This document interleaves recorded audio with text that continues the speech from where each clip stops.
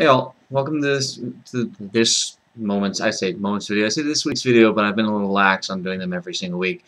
So welcome to the next video. This video will be on a subject I've been avoiding for a while. I did some research on and found very inconclusive answers that were very consistent, some of which I couldn't figure out why, but answers that were still consistent. And turned out to have more to do with what the person was doing than being an Aspie. So here it goes. This video is on religion, and I was curious as to whether or not Aspies were more naturally to be atheists or agnostics than not, and the answer is by far and large,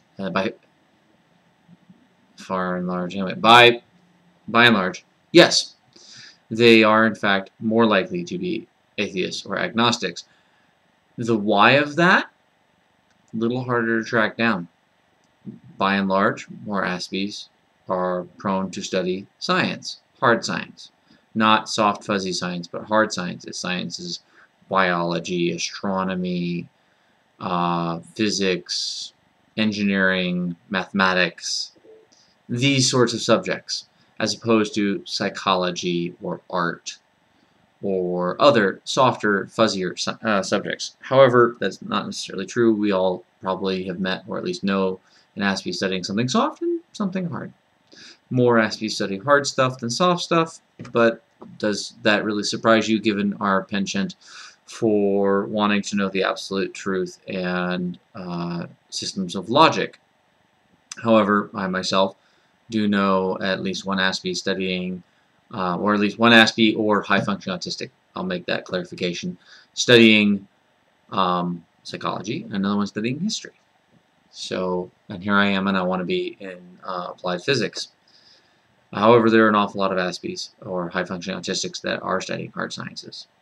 And so what I've noticed is, at least in my research, that we tend to follow the National Academy of Sciences. I'm sure many of you have heard Dr. Neil deGrasse Tyson's video about religion in the sciences and about how it didn't surprise him that physicists and cosmologists and engineers and whatnot were very agnostic atheists in their views. He wondered about the people that weren't, and that was to him the interesting story. Now, I went out and I asked people I knew or could trust about who were on the spectrum about their religious views. And unfortunately, in both cases, and I know they're both going to see this, I wasn't able to get a clear and concise answer as to why they had their views. And what I noticed was in reading their responses was that they had in fact never asked themselves that question. And so they were very hurriedly trying to put it together, but they had never just pulled back and said, okay, why do I hold these views? Okay, why is this? Why is that? And remember, this is my own personal view. This is my own looking at the world kind of thing. The Aspies that are agnostics or atheists are more likely to be more to most self-analytical than Aspies who are not. Aspies who are not, very analytical, very this, very that, but they never say to themselves, why do I think this? Why is this how I see things? Why do I see things different than this person? Why do I see things different than that person? They don't analyze their own data set and compare it to others. And so they don't end up wondering why, if they're Catholic, they believe in the Trinity. They just do. It's just right. Isn't it obvious? Or if they're Jewish, why do they believe that Jesus wasn't the Messiah? Well, it's just obvious he wasn't, because their rabbi told them. And in the case of the Catholic, because their priest told them. And if they're Buddhist, it's because their professor, which is the title some Buddhist schools use, or their doctor or whatnot, told them. It's what they were told. It's what they believe. They've never taken a step back and go, wait, hold on, is this right? And the more you get into the sciences, the more you get into that is it testifiable? Is it falsifiable pattern of thinking? And you then say, well, why do I think the way I do? Is it testable? Is it falsifiable test? Is it a test that can be falsified? And by that, that means that, as Einstein said, no amount of tests can prove me right. One single test can prove me wrong. Okay? And that's the data set.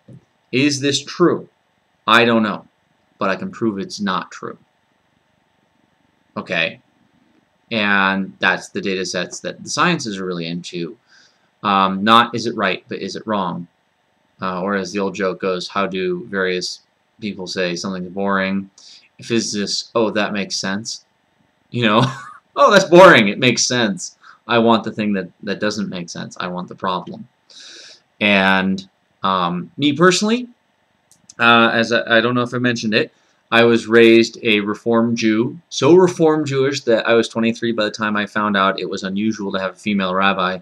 The temple that I've been going to as a child had the same rabbi for like 30 years, and she was very nice. So, but I hadn't gone to temple since I was 16 or 17. And what I realized was the reason why I never really enjoyed temple was that I'm an atheist. I'm sorry.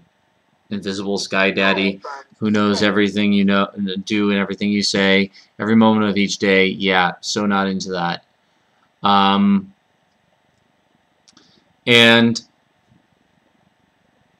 I couldn't do it. But I love stories. In the SCA, I'm a bard. I love stories, okay? One of the reasons that I loved The Forbidden Kingdom, the film, was how close to the Chinese mythos it stayed. I loved that.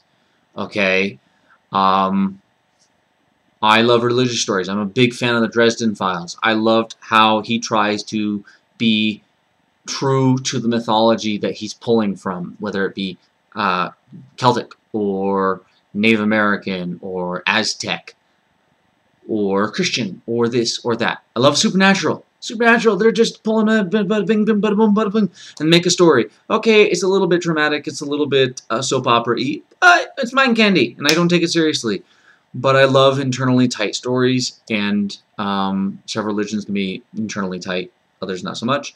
But if it's a good story, it's a good story. I love the sagas as told by Egil Skallagrimsson from the 1300s. Let's see, how to finalize this. I watched Little Buddha that came out in, the late 80s, early 90s. I thought that was great. You know, The Golden Child. I love stories, and so religious stories, to me, are stories. The mythology of Christianity, the mythology of Judaism, the mythology of Zoroastrianism, the mythology of each and every religion, I am really interested in hearing that because I love stories. I just personally have a problem when people take it too seriously, so, you know, atheist. Now, you want to take it seriously? Fine. I'm a veteran. I fought for people's, I volunteered to fight for people's rights to believe and express their beliefs as they so see fit. Now, let's get back to Aspies. Again, Aspies, you'll find if you do the research, if you just go into Google, Aspies are more likely to be atheist agnostics. Why? Because we love logic, we love